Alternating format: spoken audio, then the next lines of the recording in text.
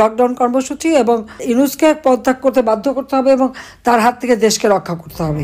একের পর এক গণমাধ্যমে সাক্ষাৎকার দিয়ে যাচ্ছেন গণ অভ্যুত্থানের মুখে ভারতে পালিয়ে যাওয়া বাংলাদেশের সাবেক প্রধানমন্ত্রী শেখ হাসিনা। মিডিয়ায় তার কথা বলা থামাতে বাংলাদেশের পক্ষ থেকে ভারতের কাছে বেশ কয়েকবার অনুরোধ করা হয়েছে। বুধবার ভারতীয় উপ হাই কমিশনার পবন ভাদেকে তলব করে আবারও এই বিষয়ে অনুরোধ জানিয়েছে বাংলাদেশ। তবে এই পদক্ষেপে সত্যিই কি হাসিনার বক্তব্য দেয়া বন্ধ হবে? এটি নিয়ে কূটনৈতিক মহলে চলছে নানা প্রশ্ন।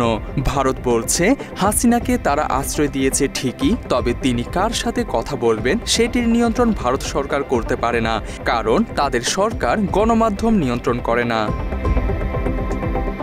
গত কয়েক সপ্তাহের মধ্যে আন্তর্জাতিক সংবাদ মাধ্যম রয়টার্স, এএফপি, বিবিসি ও নিউজ 18 সহ কয়েকটি গণমাধ্যমে সাক্ষাৎকার দিয়েছেন হাসিনা। বিষয়টি ইতিবাচকভাবে নেয়নি বাংলাদেশ। সাবেক রাষ্ট্রদূত এম শফিউল্লাহ বলেন, হাসিনা যে নিরাপত্তা বেষ্টিত পরিবেশে আছেন সেখানে কোনো গণমাধ্যম সরকারের অনুমতি ছাড়া যেতে পারে না। নজরবন্দি অবস্থায় থাকায় তার পক্ষে সরাসরি সাক্ষাৎকার দেওয়া সম্ভব নয়। হাসিনাকে মূলধারার ভারতীয় গণমাধ্যমে কথা বলার সুযোগ দেয়া বাংলাদেশ ভারত সম্পর্কের জন্য মোটেই সহায়ক নয়। তাই পররাষ্ট্র মন্ত্রণালয়ের পক্ষ থেকে ভারতের অবস্থান পুনর্বিবেচনার অনুরোধ জানানো হয়েছে। বিচারাধীন এক পলাতক আসামিকে গণমাধ্যমে কথা বলার সুযোগ দেওয়ার বিষয়টি বাংলাদেশের জন্য অত্যন্ত সংবেদনশীল বলেও মন্তব্য করে ঢাকা।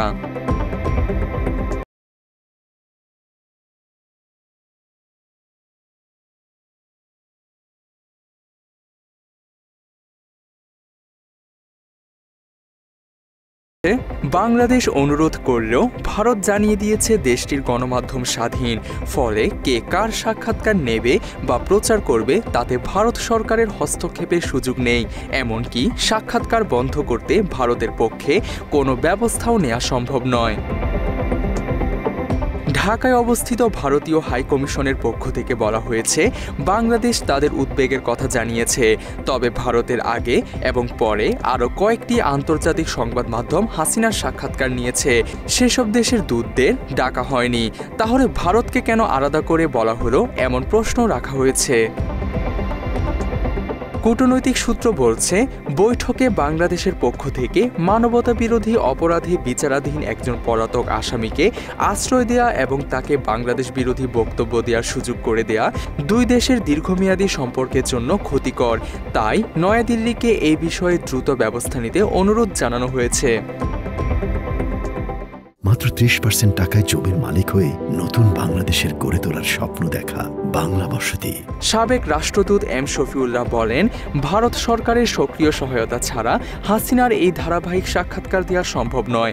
মানবতা বিরোধী অপরাধের মামলায় বিচার প্রক্রিয়ার মুখোমুখি থাকা হাসিনাকে নিয়ে ভারতের জাতীয় নিরাপত্তা উপদেষ্টা অজিত দোভালের সাম্প্রতিক মন্তব্য মূলত দিল্লির পক্ষ থেকে আগের রাজনৈতিক অবস্থান থেকে সরে আসার ইঙ্গিত।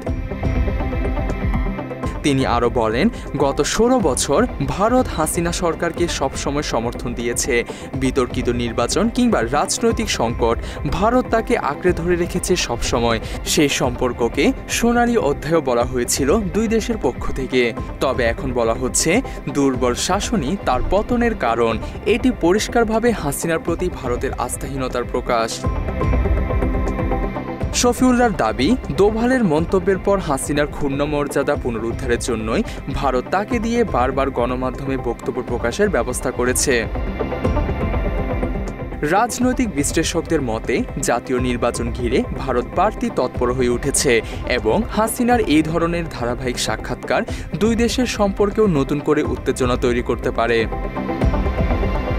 তাদের মতে, হাসিনার বিরুদ্ধে থাকা অভিযোগগুলোর বিচার বাংলাদেশেই হওয়া উচিত। তাই ভারতের উচিত এদেশের মানুষের প্রত্যাশা বিবেচনায় নিয়ে আইনের শাসনের স্বার্থে হাসিনাকে দেশে ফেরত পাঠানো।